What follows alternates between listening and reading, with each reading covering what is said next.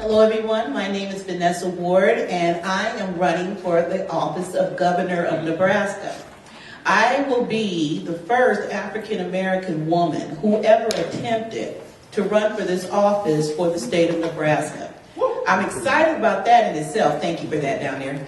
But at the same time, I feel called, literally called to this office because there's such a disconnect and such a dissatisfaction that's running rampant across our country concerning our government. And I was raised that if you are dissatisfied or you feel like something's not working, step up, do something. So I am a pioneer, so to speak, that's blazing the trail, especially for this meeting. My young professionals, I'm hoping that as I blaze the trail, it's going to inspire you to get ready. The Democratic Party does not have a bench. We are not preparing the next generation to take it to the top. I have a problem with that. So there'll be a lot of things that I bring to the table, but one of the main things I bring is the ability to pull people together, regardless of race, demographic, educational biases, and anything else, liberal to the most stubbornest, unwilling to yield person ever. I've proven it. I've proven it for 20 years that I can get it done. So I'm excited about this opportunity and hoping to inspire you to get ready for what you can do for your country and your state.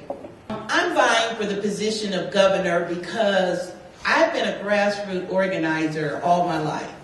And I know the power of that kind of organizing. You know the people.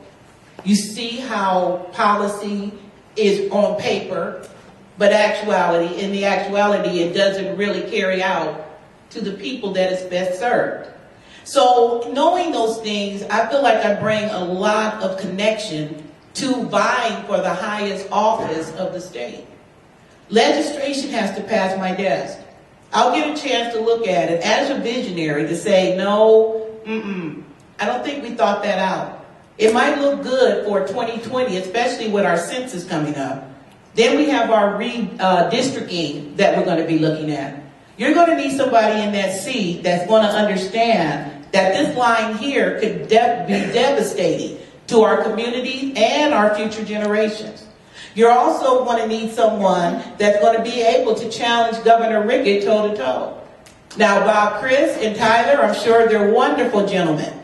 But at the end of the day, people want to make a difference. There's a climate going clear across our country where people want a different flavor. Now, it doesn't necessarily have to be chocolate. Somebody say that. But at the same time, we're ready for a difference. So the way that I see that I would best serve is coming for education. I want to start there first. This is my alma mater, in fact, being back home, being here today. But at the same time, our public school system is in dire need of some real overhauling. For one thing, I don't understand, and this is my point 3, I don't understand why we don't teach agriculture in our public school forum when we are the state for agriculture. I don't understand why we're not teaching how to grow your own food. There's things that just do not connect. I'd like to see more Black African American education. I would like to see more of that instilled in our schools. But at the same time, we're talking about school safety. I do not agree that teachers should be carrying guns when we don't even ask for a background check. There's a lot of things that I think public school is lacking, and that will be my first concern. Now, on a higher education level, I definitely feel like we should be doing everything we can to make sure education is affordable as possible. I would like to see some student loan forgiveness. There's a whole bunch of things that we need to be thinking about from the higher seat instead of scrapping at grassroots trying to get people to hear us. You need leadership in place that will listen. The other thing I'm looking at is good jobs, but great wages and better benefits. I have a high interest for the working class. You might say, well, what about the unemployed? That follows taking care of those that are working.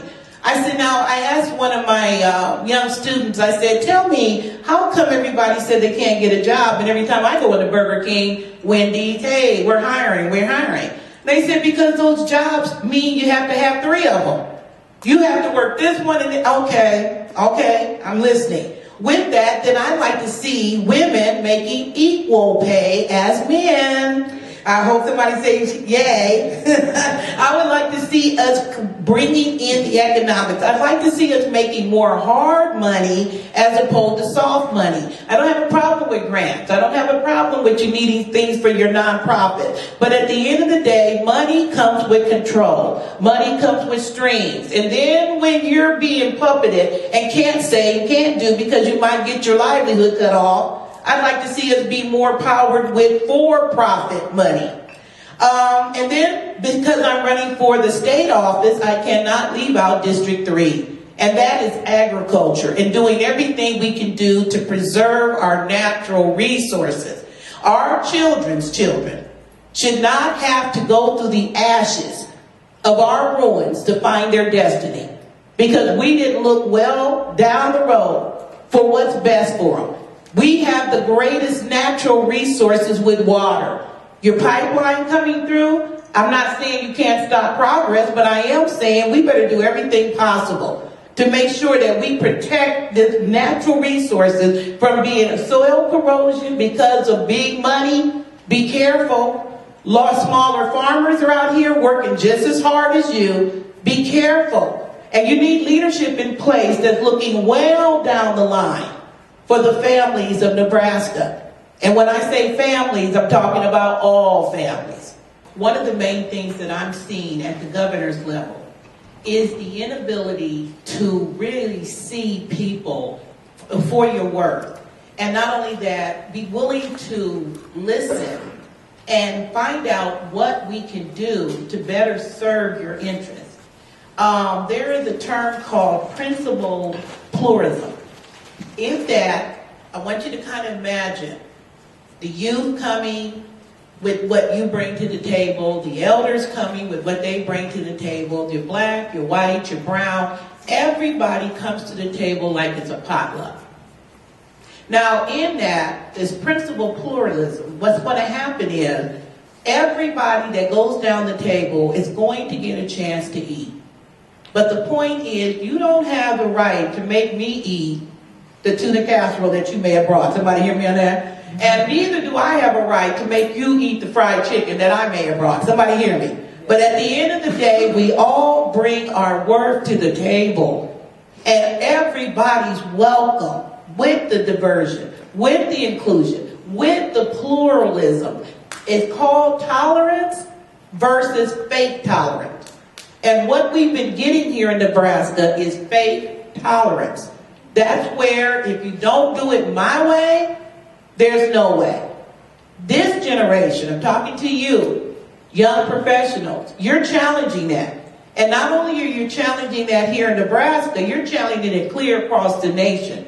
It is time to hear that I might have a different way of doing it. And it may not be the old set way, and it may not be the way that you think. But when we move in this pluralism, and we come to the table with what we bring, and everybody accepts it, everybody goes away fed. This is what I believe we're going to be challenged at the upper C, to be able to see things and bring people so that they can see I matter, I'm valued. All families, all arts, all different ways. And when Nebraska can adapt that, I think we're going to see a lot of oppression lift off. I think a lot of pressure is going to seep off the families and off of who you are and what you bring to the table. So I'm excited about seeing that happen. But it's going to take you to have to bombard it. It's going to take you to have to propel it and believe in it, because Nebraska is an outstanding place to raise your families. It's an outstanding place for you to be all that you can be. But we have to move in this pluralism. So I'm challenging you with that thought. Okay, my name is LaQuinty Campbell. Less than 1% of educators in Lincoln, Nebraska are African American, and I am one of those educators. I teach science. Lincoln is not looked at as an urban center of Nebraska, although there are a great deal of African Americans in Lincoln. I think one of the main things is that African American people in Lincoln don't feel as supported, and what we end up doing is migrating to Omaha or leaving. Now, with the highest office, the governor, is seated in Lincoln, what things do you all plan to do to kind of rally that population in Lincoln that so desperately needs that representation and that leadership? I think that's an excellent question, sweetheart, and I want to say something. Even as I traveled to Macy, Nebraska, to meet with the Omaha tribe, and to hear their hearts about the same thing across Nebraska, I was inspired as I listened to the tribal leaders talk about how no one has even come to value their tribe and their people. That touched my heart, and to hear you say the same about Lincoln. With Lincoln, with us having the most outstanding college, start there, may I? And thank you for you being an educator.